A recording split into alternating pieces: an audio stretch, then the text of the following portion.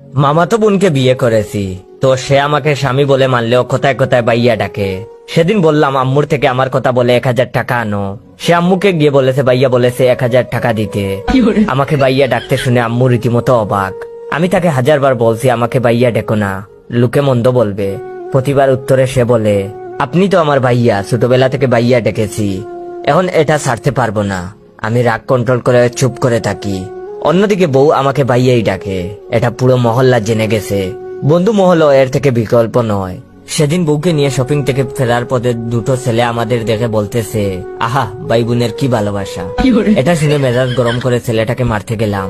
বউ আমাকে আটকে বলল, রাস্তার ছেলেদের মারতে নেই ভাইয়া। মেজাজ গেল আরো রেগে। দিলাম বউকে ঠাটিয়ে থাপ্পড়। থাপ্পড় খেয়ে কান্না করতে করতে বউ বলল, আমাকে মারলেন কেন ভাইয়া? এটা শুনে আমি জ্ঞান হারালাম। পরের দিন আমার জ্ঞান ফেরার পর বউ আমাকে বলে, এখন শরীর কেমন লাগছে ভাইয়া?